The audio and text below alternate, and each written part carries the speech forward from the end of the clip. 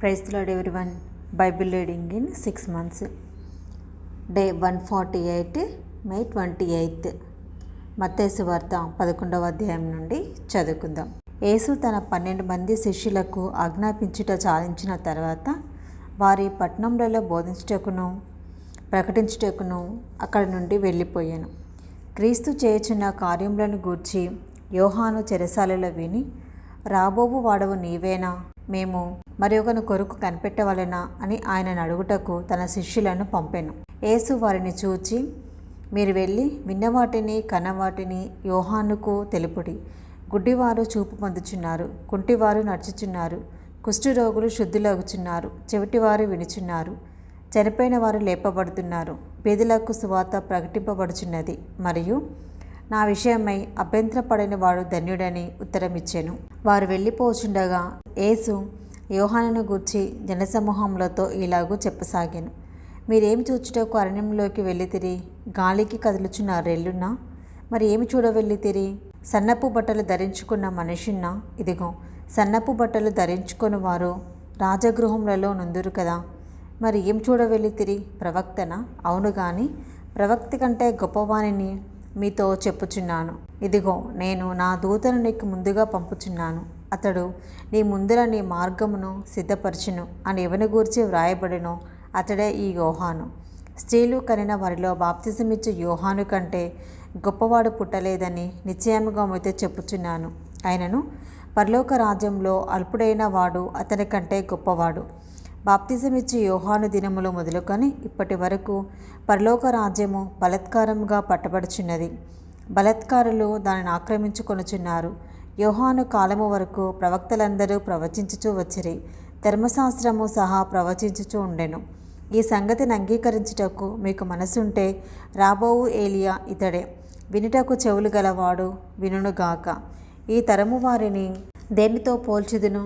సంత వీధులలో కూర్చుని ఉండి మీకు పిల్లను గ్రోవి ఊదితిమి, కానీ మీరు నాట్యమాడరైతిరి. ప్రలాపించితిమి, కానీ మీరు రొమ్ము కొట్టుకొననైతిరి. తమ చెలికాండ్రతో చెప్పి పిలుపుల ఆటలు ఆడుకొని పిల్లకాయలను పోలి ఉన్నారు. యోహాను తినకయు త్రాగకయు వచ్చెను కనుక వీడు దెయ్యము పట్టిన వాడని వారు అనుచున్నారు. మనుషుడు తినుచును త్రాగుచును వచ్చెను కనుక ఇదిగో, వీడు తిండిబోతును మద్యపానీయు సుంకరులకును పాపులకును స్నేహితుడని వారు అనుచున్నారు. అయినను జ్ఞానము జ్ఞానమని దాని క్రియలను బట్టి తీర్పు పొందుననెను. పిమ్మట ఏ పట్టణములలో ఆయన విస్తారమైన అద్భుతములు చేసెనో ఆ పట్టణంలో వారు మారుమనసు పొందకపోవట వలన ఆయన వానికిట్లు గద్దింపసాగాను. అయ్యో కొరాజీనా, అయ్యో బెత్సాయిదా, మీ మధ్యను చేయబడిన అద్భుతములు తూరు సీదోను పట్టణములలో చేయబడినడలా ఆ పట్టణంలో వారు పూర్వమే గోనెపట్ట కట్టుకొని బూడిద వేసుకొని మారుమనసు పొంది ఇందురు. విమర్శ దినమందు మీ గతి కంటే తూరు సీదోను పట్టణంలో వారి గతి ఓర్వ తగినదయ్యుండునని మీతో చెప్పుచున్నాను. కపెర్నహూమా, ఆకాశము మట్టునకు హెచ్చింపబడదేవా? నీవు పాతాళము వరకు దిగిపోయేదవు. నీలో చేయబడిన అద్భుతములు సొదొమలో చేయబడినడలా అది నేటి వరకు నిలిచి ఉండును. విమర్శ దినమందు నీ గతి కంటే సొదొమ దేశపు వారి గతి ఓర్వ తగినదై ఉండునని మీతో చెప్పుచున్నానెను. ఆ సమయంలో యేసు చెప్పినదేమనగా, తండ్రి, ఆకాశమునకును భూమికిని ప్రభువా, నీవు జ్ఞానులకును వివేకులకును ఈ సంగతులను మరుగు చేసి పసిబాలులకు బయలుపరిచి ఉన్నావని నేను స్తుతించుచున్నాను. అవును తండ్రి, ఈలాగు చేయుట నీ దృష్టికి అనుకూలమాయెను. సమస్తమును నా తండ్రి చేత నాకు అప్పగింపబడి ఉన్నది. తండ్రి కాక ఎవడనూ కుమారుని ఎరుగడు, కుమారుడు కాకను కుమారుడెవరికి ఆయనను బయలుపరచనుద్దేశించునో వాడు కాకను మరి ఎవడనూ తండ్రిని ఎరుగడు. ప్రయాసపడి భారము మోసుకొనుచున్న సమస్త జనులారా, నా యొద్దకు రండి, నేను మీకు విశ్రాంతి కలుగజేతును. నేను సాత్వికుడను, దీన మనసు కలవాడను కనుక మీ మీద నా కాడి ఎత్తుకొని నా యొద్ద నేర్చుకునుడి. అప్పుడు మీ ప్రాణములకు విశ్రాంతి దొరుకును. ఏలయనగా నా కాడి సులువుగాను నా భారము తేలికగాను ఉన్నవి. మత్తయి సువార్త 12వ అధ్యాయము. ఆ కాలమందు యేసు విశ్రాంతి దినమున పంట చేలలో పడి వెలుచుండగా ఆయన శిష్యులు ఆకలిగొని వెన్నులు త్రుంచి తినసాగిరి. పరిసయ్యులు అది చూచి, ఇదిగో, విశ్రాంతి దినమున చేయకూడనిది నీ శిష్యులు చేయుచున్నారని ఆయనతో చెప్పగా ఆయన వారితో ఇట్లనెను, తాను తనతో కూడా ఉన్నవారును ఆకలిగొని ఉండగా దావీదు చేసిన దాని గురించి మీరు చదవలేదా? అతడు దేవుని మందిరంలో ప్రవేశించి యాజకులే తప్ప తానైనను తనతో కూడా ఉన్నవారైనను తినకూడని సముఖపు రొట్టెలు తినెను. మరియు యాజకులు విశ్రాంతి దినమున దేవాలయంలో విశ్రాంతి దినమును ఉల్లంఘించియు నిర్దోషులై ఉన్నారని మీరు ధర్మశాస్త్రమందు చదవలేదా? దేవాలయం కంటే గొప్పవాడిక్కడ ఉన్నాడని మీతో చెప్పుచున్నాను. మరియు కనికరమునే కోరుచున్నాను, కానీ బలిని నేను కోరను అనే వాక్యభావము మీకు తెలిసి ఉంటే నిర్దోషులను దోషులని తీర్పు తీర్చకపోదురు. కాగా మనిషి కుమారుడు విశ్రాంతి దినమునకు ప్రభువే ఉన్నాడనియు ఆయన అక్కడ నుండి వెళ్ళి వారి సమాజ మందిరంలో ప్రవేశించినప్పుడు ఇదిగో ఊచచేయి కలవాడొకడు కనబడెను. వారు ఆయన మీద నేరము మోపవలెనని విశ్రాంతి దినమున స్వస్థపరచుట న్యాయమా అని ఆయనను అడిగిరి. అందుకైనా మీలో ఏ మనుషునికైనాను ఒక గొర్రె ఉండి అది విశ్రాంతి దినమున గుంటలో పడినెడలా దాన్ని పట్టుకొని పైకి తీయడా? గొర్రె కంటే మనుషుడెంతో శ్రేష్ఠుడు కాబట్టి విశ్రాంతి దినమున మేలు చేయుట ధర్మమే అని చెప్పి ఆ మనిషినితో నీ చెయ్యి చాపమనెను. వాడు చెయ్యి చాపగా రెండవ దాని వల్లే అది బాగుపడెను. అంతటా పరిసయ్యులు వెలుపలికి పోయి ఆయనను ఎలాగూ సంహరింతుమా అని ఆయనకు విరోధముగా ఆలోచన చేసిరి. యేసు ఆ సంగతి తెలుసుకొని అచ్చటి నుండి వెళ్ళిపోయాను. బహుజనులు ఆయనను వెంబడింపగా ఆయన వారినందరినీ స్వస్థపరిచి తను ప్రసిద్ధి చేయవద్దని వారికి ఆజ్ఞాపించెను. ప్రవక్త అయిన యెషయా ద్వారా చెప్పినది నెరవేరినట్లు అలాగున జరిగెను. అదేమనగా, ఇదిగో ఈయన నా సేవకుడు, ఈయనను నేను ఏర్పరచుకొనింటిని, ఈయన నా ప్రాణమునకిష్టుడైన నా ప్రియుడు, ఈయన మీద నా ఆత్మ నుంచెదను. ఈయన అన్ని జనులకు న్యాయవిధిని ప్రచురము చేయును. ఈయన జగడమానడు, కేకలు వేయడు. వీధులలో ఈయన శబ్దం ఎవనికిని వినబడదు. విజయమొందుటకు న్యాయవిధిని ప్రబలం చేయు వరకు ఈయన నలిగిన రెల్లును విరువడు, మకమకలాడుచున్న అవిసనాలను ఆర్పడు. ఈయన నామందు అన్యజనులు నిరీక్షించెదరు అనున్నదే. అప్పుడు దెయ్యము పట్టిన గుడ్డివాడును మూగవాడునైన ఒకడు ఆయన యొద్దకు తేయబడెను. ఆయన వానిని స్వస్థపరిచినందున ఆ మూగవాడు మాట్లాడు శక్తియు చూపును గలవాడాయెను. అందుకు ప్రజలందరి విస్మయముంది, ఈయన దావీదు కుమారుడు కాడా అని చెప్పుకొనుచుండిరి. పరిసయ్యులు ఆ మాట విని, వీడు దెయ్యములకు అధిపతి అయిన బయల్జేబు వలననే దెయ్యములను వెళ్ళగొట్టుచున్నాడు, కానీ మరి ఒకని వలన కాదనిరి. ఆయన వారి తలంపులు నెరిగి వానితో ఇట్లనెను, తనకు తానే విరోధముగా వేరుపడిన ప్రతి రాజ్యము పాడైపోవును. తనకు తానే విరోధముగా వేరుపడిన ఏ పట్టణమైనను ఏ ఇల్లైనను నిలవదు. సాతానును వెళ్ళగొట్టినడెలా తనకు తానే విరోధముగా వేరుపడును. అట్లయితే వాని రాజ్యం ఎలాగూ నిల్చును? నేను బయల్జేబు వలన దయ్యములను వెళ్ళగొట్టుచున్న ఎడల మీ కుమారులు ఎవని వలన వాటిని వెళ్ళగొట్టుచున్నారు? కాబట్టి వారే మీకు తీర్పరులై ఉందురు. దేవుని ఆత్మ వలన నేను దయ్యములను వెళ్ళగొట్టుచున్న ఎడల నిశ్చయముగా దేవుని రాజ్యము మీ యొద్దకు వచ్చి ఉన్నది. ఒకడు మొదట బలవంతుణ్ణి బంధింపని ఎడల ఎలాగూ ఆ బలవంతుని ఇంటిలో చొచ్చి అతని సామాగ్రి దోచుకొనగలడు? అట్లు బంధించిన ఎడల వాని ఇల్లు దోచుకొనును. నా పక్షమున నుండని వాడు నాకు విరోధి, నాతో కలిసి సమకూర్చని వాడు చెదరగొట్టువాడు. కాబట్టి నేను మీతో చెప్పున్నది ఏమనగా, మనుషులు చేయు ప్రతి పాపమును దూషణయు వారికి క్షమింపబడును, కానీ ఆత్మ విషయమైన దూషణకు పాపక్షమాపణ లేదు.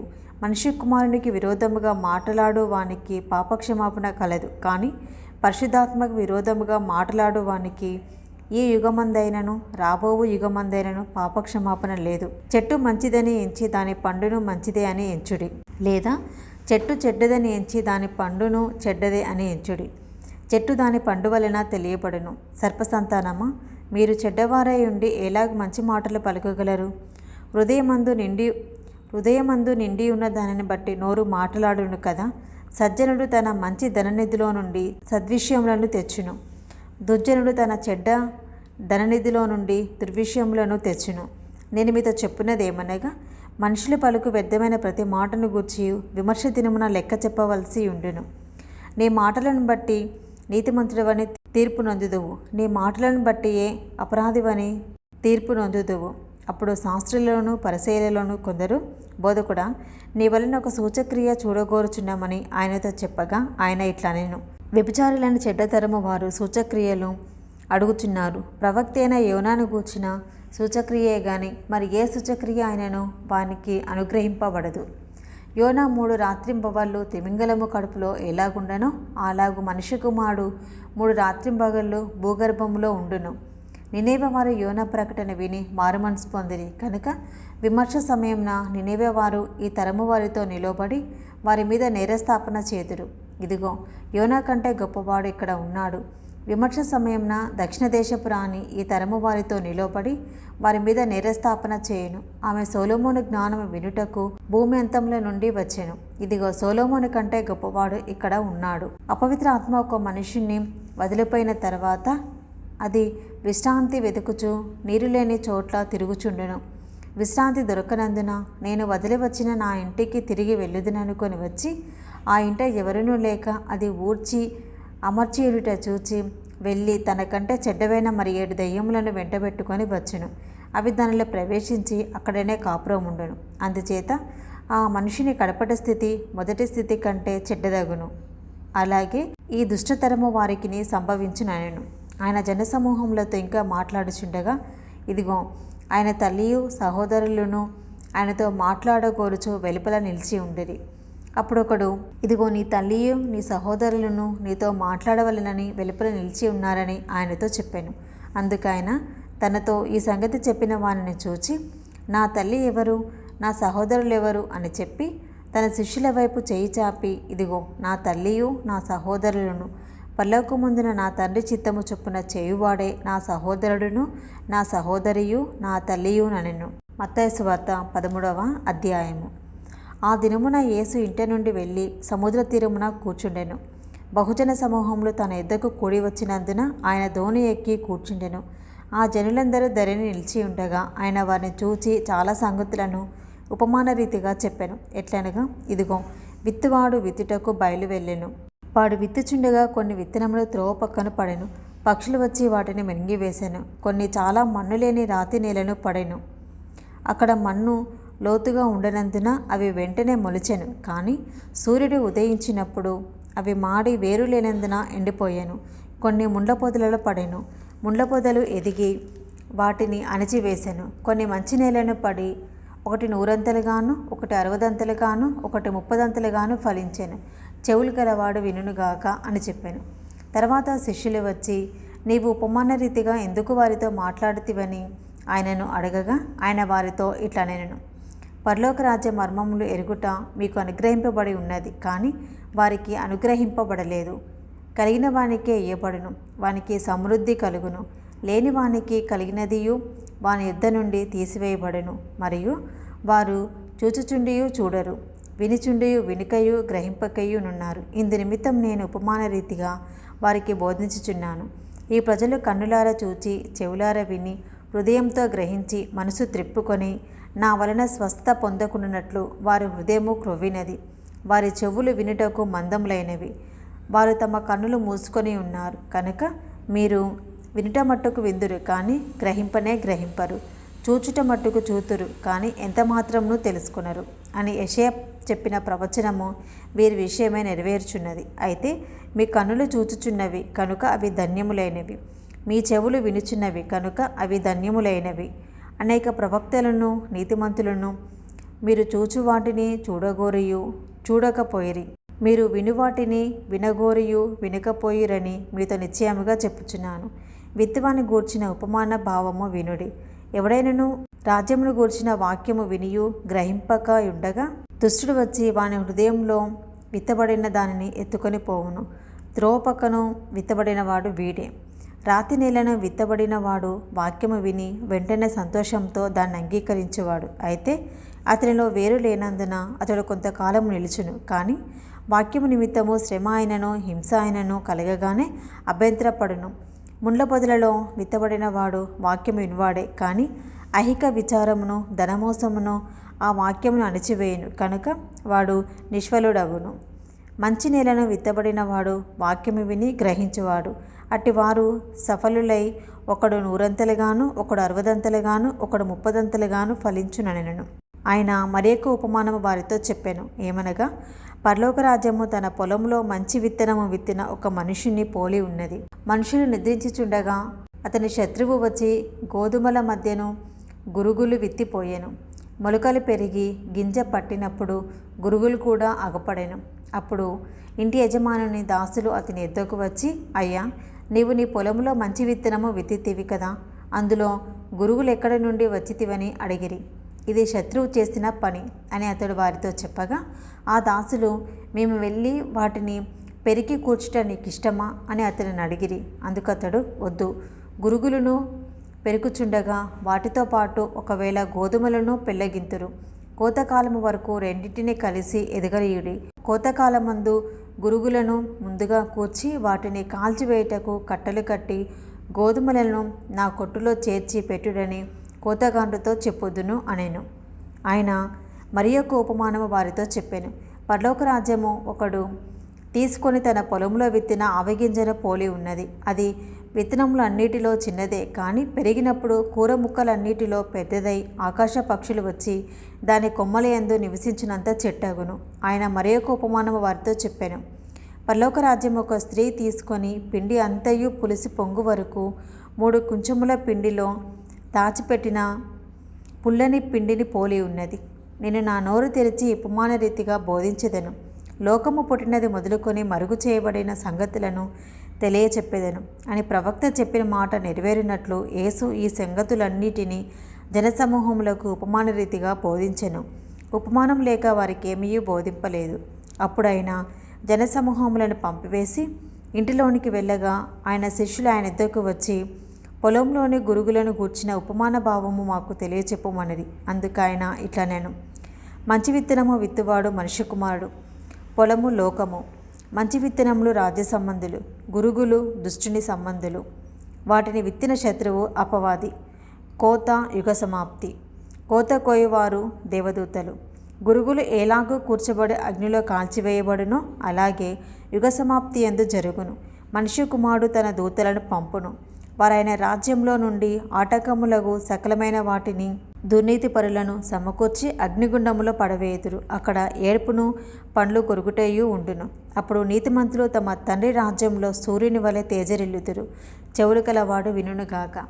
పరలోక రాజ్యము పొలంలో దాచబడిన ధనమును పోలి ఉన్నది. ఒక మనుషుడు దాన్ని కనుగొని దాచిపెట్టి అది దొరికిన సంతోషంతో వెళ్ళి తనకు కలిగినదంతయు అమ్మి ఆ పొలమును కొనుగొను. మరియు పరలోక రాజ్యము మంచి ముత్యములను కొన వెతుకుచున్న వర్తకుని పోలి ఉన్నది. అతడు అమూల్యమైన ఒక ముత్యమును కనుగొని పోయి తనకు కలిగినదంతయు అమ్మి దాన్ని కొనును. మరియు పరలోక రాజ్యము సముద్రంలో వేయబడి నానా విధములైన చేపలను పట్టిన వలను పోలి ఉన్నది.